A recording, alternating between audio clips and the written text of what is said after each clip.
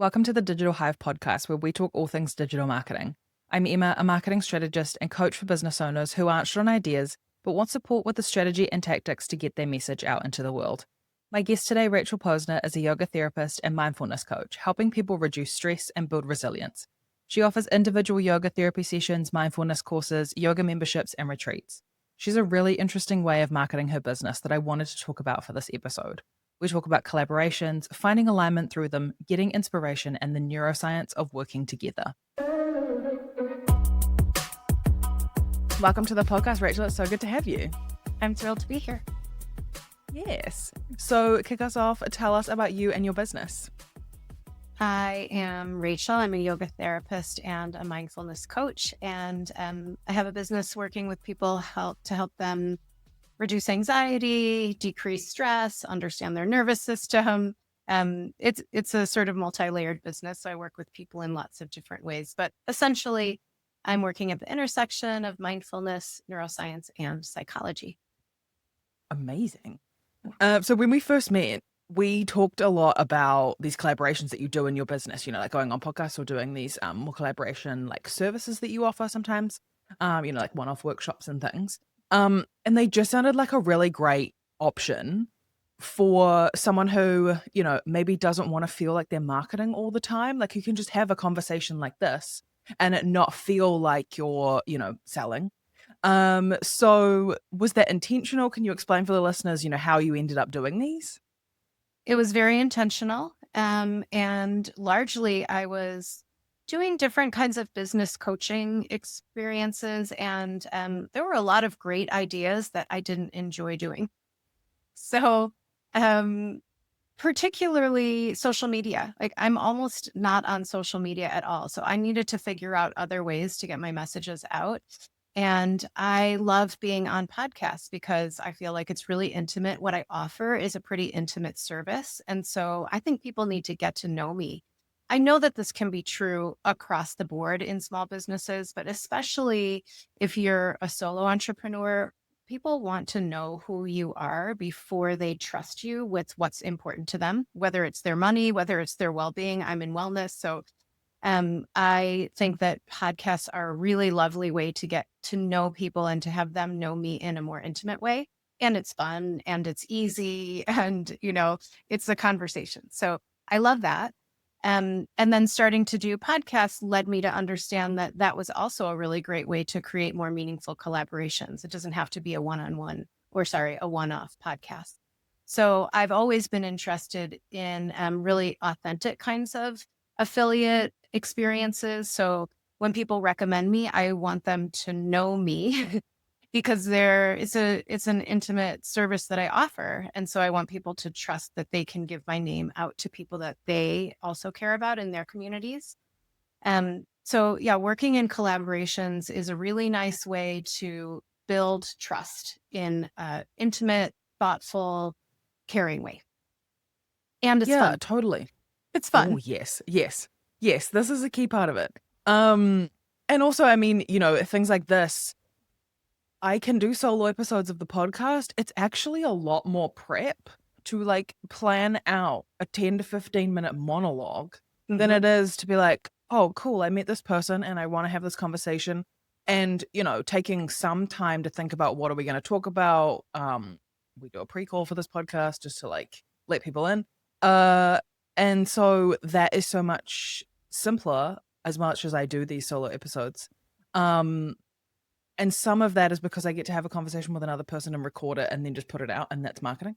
And some of it is that it really does help people, gain that trust in things. With a service like yours, I can see how people really need to get to know you, but it's the same for so many businesses. Even product businesses can benefit from this because then they trust the person who made the product.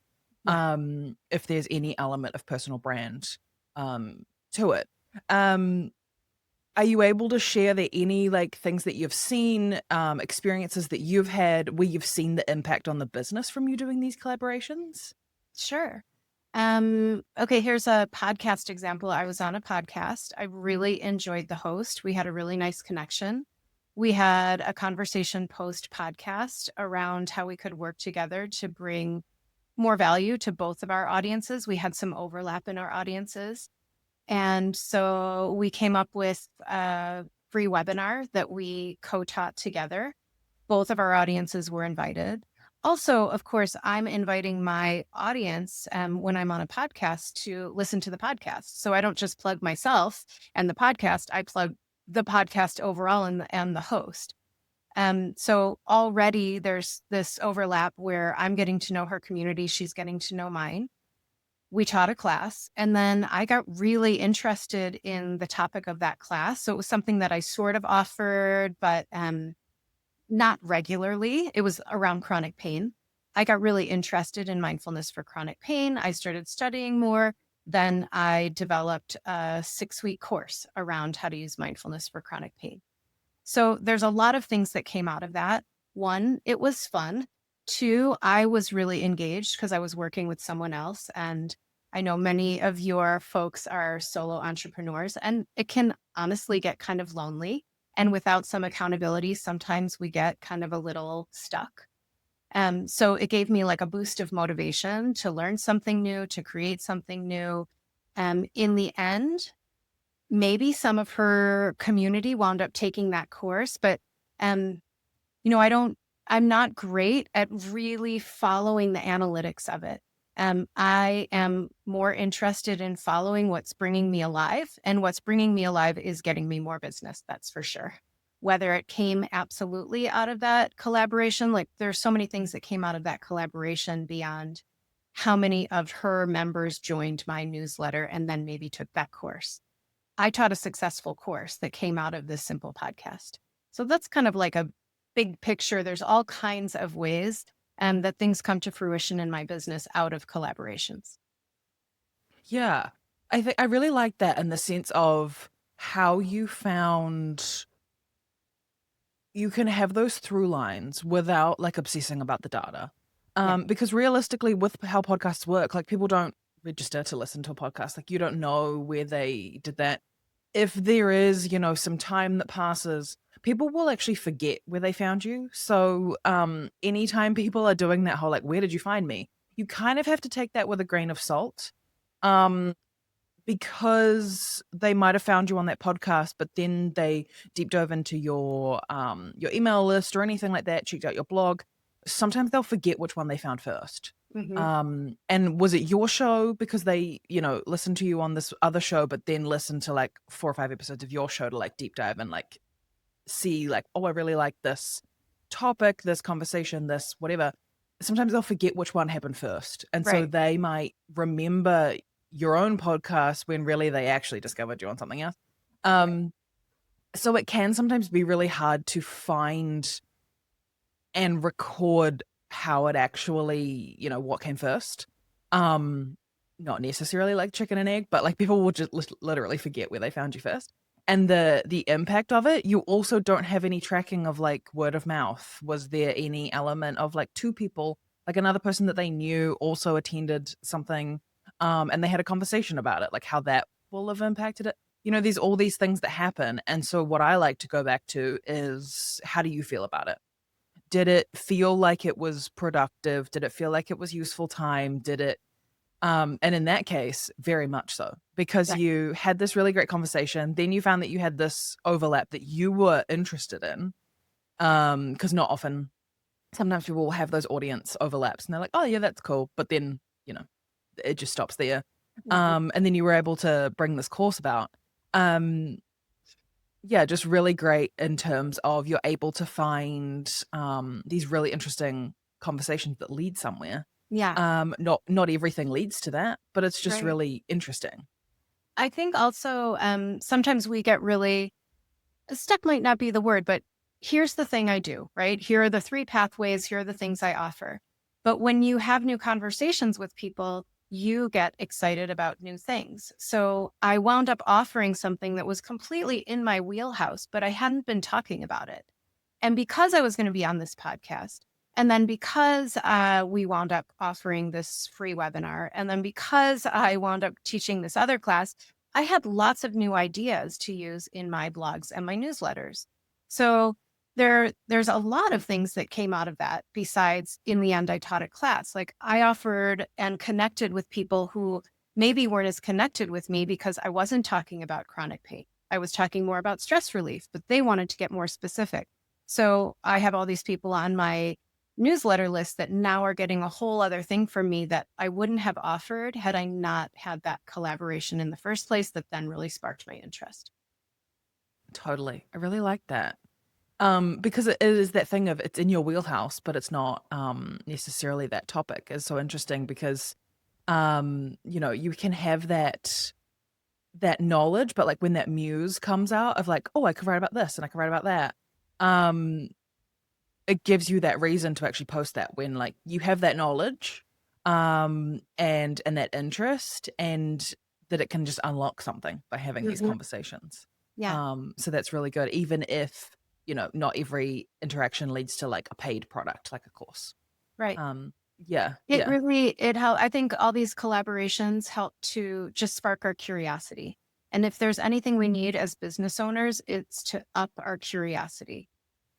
And I think in sense of like when we're solo entrepreneurs, there is that interest in like keeping things fun for us, so that we don't turn it into like it's just a day job, but you work for yourself. But also that camaraderie piece, because I feel like with so many solo entrepreneurs, and even if you like have a team, but you don't necessarily have a business partner, it's different than like working in a team in an environment where you aren't the head of the thing, like you're not the boss, you're not the business owner. And having those kind of shared experiences can be really soul feeding, I guess, in a way of Yes. like it just feels better when you're doing it together. Because it's soul feeding and because you are making authentic connections, it makes it much easier to reach out for support when you need support. So if I'm going to offer a new program, now I have a lot of people who I haven't just done a podcast with, but I had a conversation with, and maybe we checked in afterwards and kind of checked in on what the other was up to. And now I have a real relationship that feels very comfortable for me to send a link at some point and say, hey, this is what I'm doing.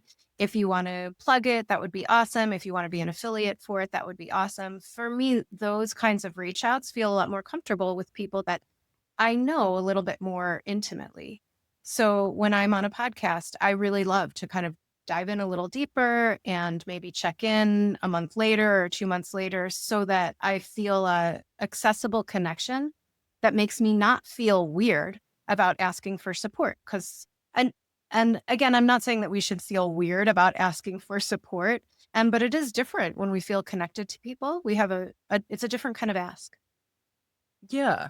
And I think we shouldn't feel necessarily that discomfort, but it's just inherent in us Mhm. that you don't want to like put that on somebody. But also when you know them, you know their business, you know what they're doing, you know what they're up to. Like, are they in a launch process or not? Does it make sense for them to promote this for you? Like if they were to become an affiliate or something, you have a bit more of a clue as to whether they would be a good fit Mhm. rather than just like sending it out to everyone that you know and then having them decide whether it suits them, Yeah. because the ask is kind of a reasonably big deal. Um, there's like that emotional element in there. Yeah. Yeah, it's just one more aspect of, I mean, you can think of it as connection marketing. What are the ways that we connect with people and then are able to authentically market from that connection? Yeah, yeah. How have you been able to find the right collaborators or the people that felt like a good fit? Is there a process that you have or anything like that that helps you figure out whether they're right, or it just kind of develops along I the will way? just, yeah, I'll tell on myself and say I'm one of the lazier marketing business business owners, which is why this works so well for me. I belong to an organization called Podcast Collab. And I show up at these mixers and I meet people. We go into breakout rooms and, you talk to four other people, you give them a little bit of your kind of elevator pitch, and then you talk about what kind of collaborations might be interesting to you and you reach out afterwards and have a deeper conversation. So what I like about it is while yes, I have sometimes sent just a kind of standard letter to someone whose podcast I think I would be a good fit for. And for me, it's more comfortable to have a conversation, get a feel for the kind of conversation we would have on a podcast, and then continue the connection that way. Then you get to have a deeper conversation outside of that mixer time. And honestly, the majority of podcasts that I've been on have just come through that or through word of mouth. Maybe someone in the mixer says, "Oh, I know you would be a good guest for someone that I was just on." So again, even me going on podcasts, and I do a lot of them, always come from some kind of deeper connection. It almost never comes from me just randomly reaching out after doing research. Because also the research, while that's can be a great business model, for me, it's a boring one that I don't enjoy doing. And so I would much rather sit in a group of people, have a conversation, and have a podcast come out of that. Yeah. And also people who are already interested in podcasting, they're already looking at that as a form of collaboration.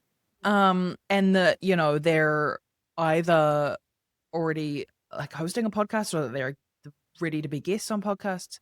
So you're not needing to like reach out to someone and then convince them to do a podcast together.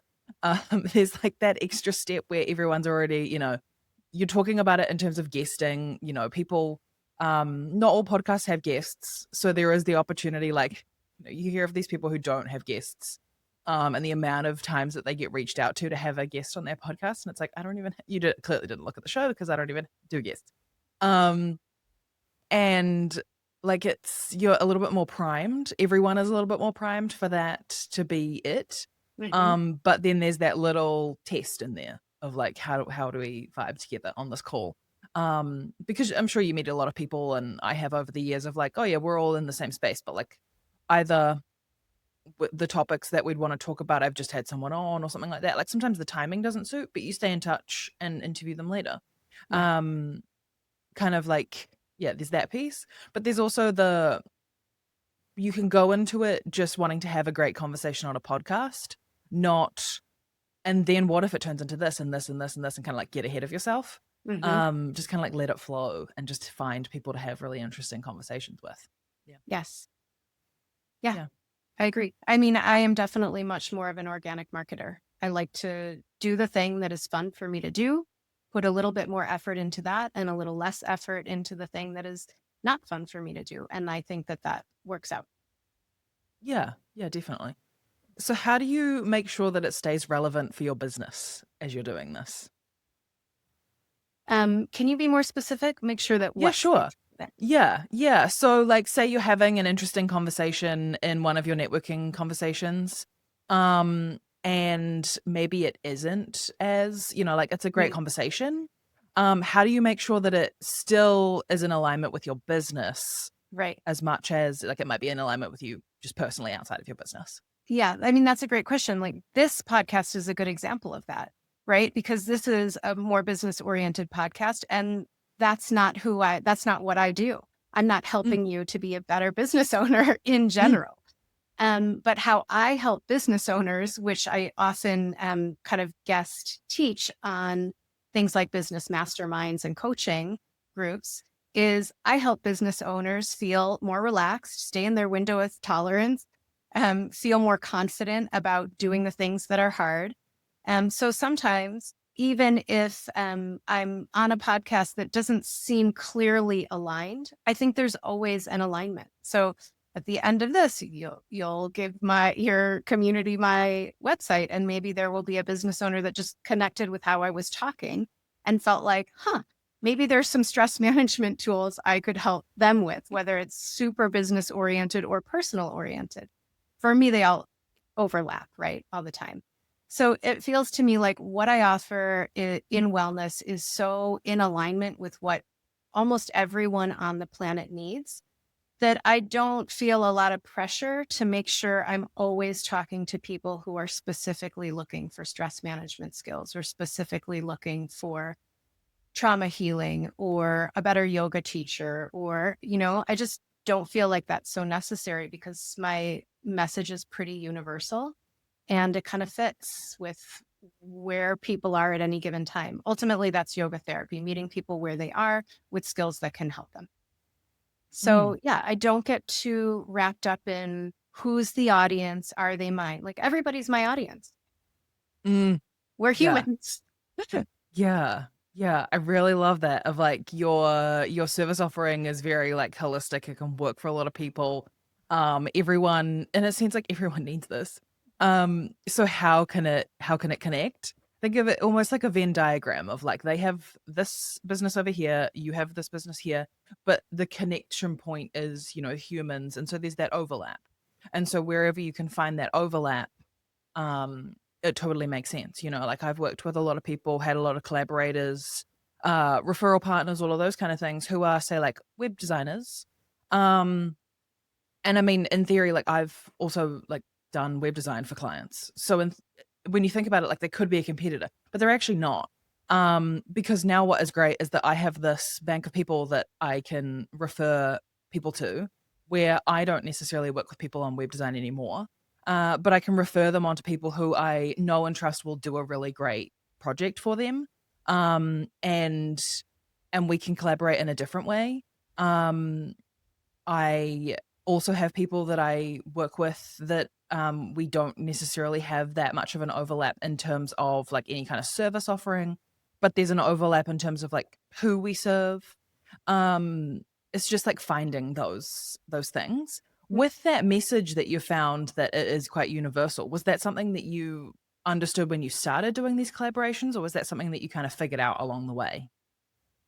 I think I always understood that I was really happy doing collaborations. I always Mm, understood that sometimes I like to work on my own, and sometimes I really like to create things with other people, and that collaborations always fed and nourished me.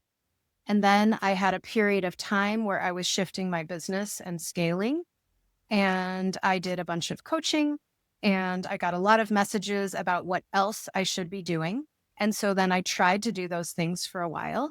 And then I felt really exhausted and stressed out, which is the absolute opposite of my actual offering, which felt embarrassing, to be honest. And then I went, I don't think I need to do any of this anymore. And I'm not saying I dropped all of those things. I definitely integrated and learned things from those coaches, but I leaned back into the connections and the collaborations because that's what made my heart sing more yeah, than many of the other things. And I know for me, I can be a procrastinator when I'm trying to make, it's like pushing water uphill. When I'm trying to do something that I don't really enjoy, I'm less likely to do it. And if I do it, I'm less likely to get a great product. And so I just found that I could lean right back into the place I started and it would be fine. yeah, yeah. I really love that. And I think too, whenever I'm talking to someone about any type of marketing and I can tell that they're like tensing up, it's kind of like, you don't have to do it this way. Right. We'll find the way that works for you. And we'll look at it in a different way. It's not that you shouldn't like try things because you just never know. Like after the first, there's always that little bit of friction in terms of like, oh, I don't know how to do this. But when it goes beyond that of like, no, this doesn't Right. really feel great. Um, is there anything there with that mind body connection of like when you do things with other people that you're less scared to do it? Is there Yeah. anything with that like So there's impacts a the lot of body? there's a lot of neuroscience around that. So one of the when we I think I use the word window of tolerance, right? When we're getting out of our window of tolerance, it means we're getting really uncomfortable and we're going to be in kind of fight or flight or freeze. And in those places, we can't create, we can't heal. Like nothing great comes out of it, except that maybe we got out of danger for a moment. But usually, when we're in fight, flight, or freeze outside of that window of tolerance, we're not actually in danger. We're just really uncomfortable. And so, kind of on that business front, when we're asking ourselves to be more visible, to do things that make us uncomfortable, we kind of have to ask ourselves, do I not want to do this because I'm scared? Or do I not want to do this because it's not in alignment with who I am and how I do things? And that is a gray area and it can be fuzzy. So when I said before I did things I didn't like for a while, I didn't just do them for 5 minutes, decide I felt yucky and stop doing them. I gave it some time. I gave myself some time to feel a little bit more comfortable, to learn something new, to explore it. And then I could decide once I got a little bit more confident and more comfortable whether it was actually in alignment. Because sometimes we'll say that's not in alignment, but really the truth is we just feel too scared to do it. So that's a nice place in business to kind of explore this mind body connection and notice how much of our discomfort is really just nervous system dysregulation. Like we're just too stressed out to learn something new.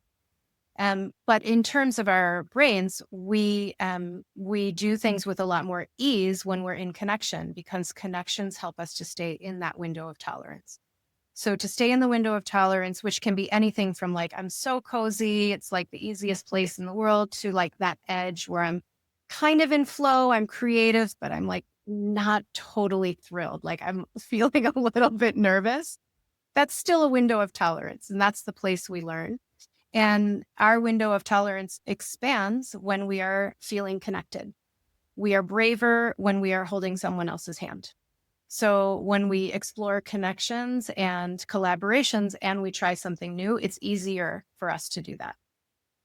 Mm, yeah, that's so interesting. I really like that. And I think that's just a really great way to approach it because yeah, it's fun and everything, but if you can remind yourself that it also will help with those types of things when you are, maybe you're trying something new but you do it with a friend. Um yeah, just that confidence in a team. You have those people to rely on. And also people have the different skills. Like, you're running a workshop, maybe one of you is more like if you're going to do slides, maybe one of you is more gifted at doing that part of it. Maybe one of you is more organized if it's an in-person thing and like finding the location and making sure that all of that kind of logistics is set up. That you can also like decide who does which part of it, Yeah. um, based on like just your skills Yeah. and how Many you. hands make light work. Yeah. Yeah, yeah, I really like that. Yeah. And I think too, with that, there's also that like element of skepticism that you can break down because you're comfortable in the situation, you have that, you give that off. And then people also receive that as someone who's either listening to a podcast or anything like that. They can tell that you're comfortable and confident in it. Hmm. And that impacts their interpretation of it just the Yeah. same. Just the same. Hmm. Yeah. Yeah. Yeah. Yeah, I really like that. Um, when you've that route of potentially like creating a product, um, afterwards, either by yourself, that's just been inspired by the conversation, or with that person, um, how do you approach that? How do you approach it so that it is something better than maybe you would have done previously, like without that inspiration? Is it just taking a moment to feel the inspiration and then go from there? Is it figuring out whether you and the person can do that together? How do you approach that next step? I think just with communication. So, I've had some collaborations that started with interesting conversations about a topic and just with the intention, maybe this will turn into something. Let's just start with a conversation and see if we get excited. And I think as long as the conversation or the communication is open and healthy, it just works, right? Because I've had some experiences where after those conversations, my partner kind of feels like, I'm not really feeling it. And then I say, are you okay with me bringing it to the world? I am feeling it. I get that you're not. Do you feel it? Does that feel weird that we've spent this time together, but now I'm going to do it on my own? And I mean, when you have an honest conversation like that, it's very rare that anybody would say, I don't want to do it and I don't want you to do it either. Yeah. And Yes. and I think sometimes what comes out of those conversations is, yeah, we're both interested in this topic, but we have different ways of wanting to bring it forward. And we can go it alone. So I think it's really like anything in life, it's just all about honest communication and being clear about what you're doing as you're doing it. Yeah. Yeah, I really like that. Especially with, your with that piece of, most people don't want to not like they don't want to both not be involved and also not want you to do it. But you're giving them that opportunity instead of just being like, "Oh, cool, I was inspired. I'm going to go off and do this thing," and like not tell them about it. And Yeah. then, they don't have the option to be involved. And so then the collaboration, stops, that they don't bring their piece to that. Um, that you can ask people if they want to be involved and let them. decide for themselves, that you don't have to be like, oh, I don't think they would want to do this, or they seem really busy. It's like, you never know. Yeah. You just have to ask people. Yeah. Um, and sometimes there is that little bit of feeling about that piece of like, oh, I don't want to like put too much on people. But realistically, it's just an open conversation. Um, yeah, offering something to someone, and if they're not into it, then that's okay. And you might also decide that you don't think their teaching style suits you or your Mm, community. Like it's again, it's really okay to just tell the truth and mm. say, I was excited about this collaboration, but I not feeling the potential of it anymore. And thank you for being in the conversation. Do you want to check in again in 2 months or not? Um, yeah, I think that's part of being, I mean, that's for me actually part of the joy of being a solo business owner because I have agency over my business. I can make hard decisions, I can make uncomfortable decisions, and I don't have to do what anyone else says if I don't want to. My business. Yeah, yeah, definitely. Yeah. Have you found that these kind of collaborations have had an impact on that? Is there any way of like you've gained more confidence in making those decisions for yourself? Um, and like having those clear lines? How has it impacted you, personally within your business? Well, I think the more decisions you make, the more comfortable you get in making them. So I think that my business is really just on me. I'm responsible for it. I'm responsible for making money or not making money, for enjoying it or not enjoying it. It's like it's like anything. I'm in a relationship with my business and I want my business to serve me in a lot of ways. I want it to nourish me spiritually, psychologically, physically. Um, financially. So I want my business to be, and I need to nourish my business for that to happen. So I think of it as something that I'm in relationship with. And in the same way, in any relationship, you have to have honesty. You have to be willing to own your own stuff. So, yeah. Yeah, I really like that. It's just that thing of, we figure it out as we go along. We try these different things. It doesn't have to be everything, like I find it helps with marketing to, okay, so this is a blog post. It doesn't have to answer every question that everyone has ever had about anything that is on the periphery of this topic. Like we can just discuss this one thing, or I can talk about this one thing. I can bring it up in the newsletter, see if I get any response, keep it moving. Um, that everyone that you meet isn't necessarily like the collaboration partner for everything, but you can have these conversations and it be, great for this, and then whatever it evolves into, it can just be. Yeah.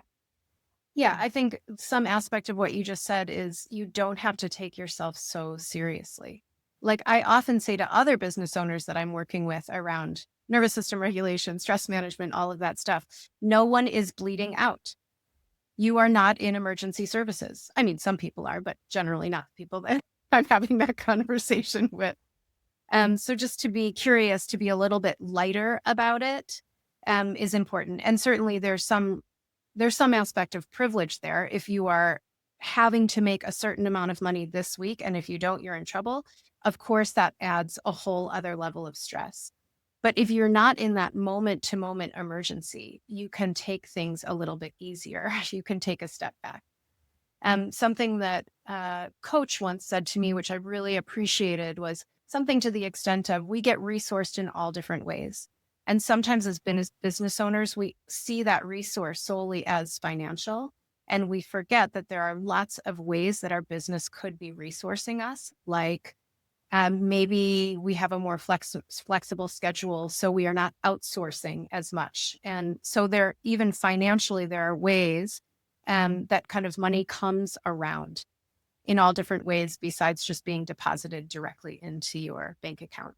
And I think kind of having that feeling about your business and the resource of your business helps you to take things just a little bit more lightly.